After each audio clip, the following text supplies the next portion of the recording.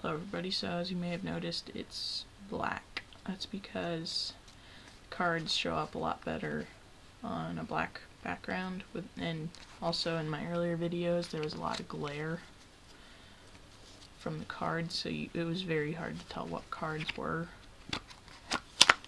Now it's a lot easier. So I just have a shuffled deck here. It actually was unshuffled, and this is my second take on the video because the first time I messed up. So I'm just going to shuffle these up.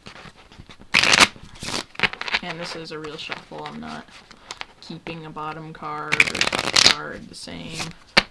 It's just a random shuffle. And to prove it, I'll do a cut and then an overhand shuffle. Alright, so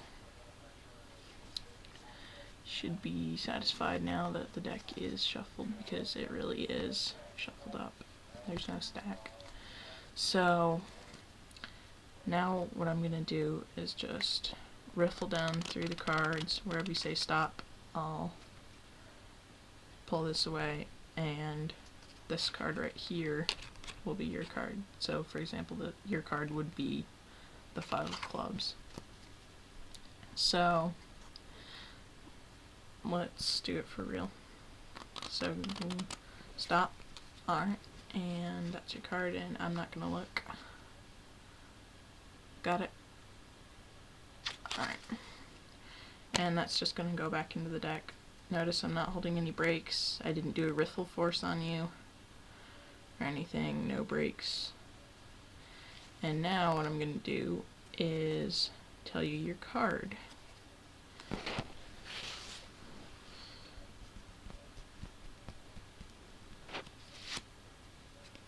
Was this it? The 8 of Hearts. Alright, so the way this effect works is you really do shuffle up the deck. I would say let the spectator shuffle, but that can get very sticky, because then if lay down in the trick they might say, oh, let me shuffle again or whatever, but or let me shuffle again, or, what you have to do though is, so this is the tutorial on the trick, by the way, I'm not sure if I mentioned that. What you have to do is you have to do that overhand shuffle. That's key. And to do that, you have to know how to control a card with the overhand shuffle. Basically, you say the card is King of Diamonds. It's on the bottom of the deck. You can easily see it by holding the cards like this when you're doing the overhand shuffle. So you can't see it from your perspective, but I can see it from mine. It looks like that. So I can see the bottom card. So as I do the shuffle, I throw down cards like this, and I make sure that I throw down all but one card, and that card is going to be the bottom card, the king, and then that goes on top. So that's controlling a card to the top of the deck. And also to control it to the bottom, it's really easy. You just peel off one card in the beginning. To keep it on the bottom, you just pull out a chunk like that. But you don't need to do that now. All you need to do is get that card to the top, like so. So once you have that on top, you know it because you saw it down here. Now, I'm kind of excited about this. I invented a way to force a card on somebody with the riffle without doing a riffle force, which looks something like that, where you're holding a break in the back, like that, thumb break, and then you riffle down, and wherever they say stop, you just peel it off at the break. Peel it off at the break, forcing a card on them. But this one, top card, I'll just leave it face up to show you how it works. They say stop, and I pull this out and drop the card down.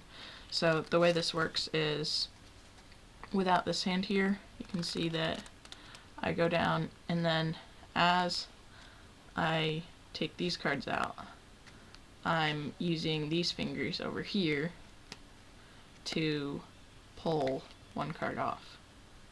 And that card is going to be the card on top, which you control to the top and bottom. So then you say, alright, and that's your card, and I'm not looking at it, and then it looks like a randomly selected card. So then you can show them that you're not holding any breaks or anything, you didn't see their card, weren't looking, and then you can either tell them outright or spread it out and find their card.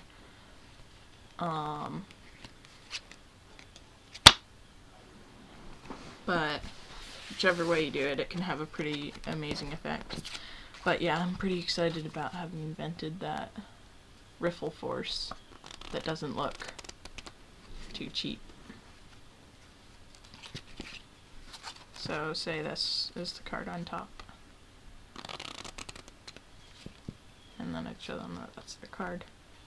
It's really hard to detect. Sometimes if you do it badly, for example, sometimes if your hands are sticky, then it'll just slide off to the side and won't completely come away, in which case you're stuck because you didn't drop it on. But then you can just say, if you'll know if it's going wrong, still down here when it doesn't want to come off. So then you can say, my hands are really sticky, hang on, try that again. And then sometimes you'll catch a little glimpse of the card falling down onto the deck. That's what you have to be careful about. But if you hold this hand like this, it mainly covers it. See, that's pretty much undetectable. And that's a way that, like I said, I invented it. It might not be original. Somebody else may have invented it also. But I invented it, came up with it on my own. So, like I said, I'm pretty excited about that. So, yeah. That's it. Alright, I'll see you.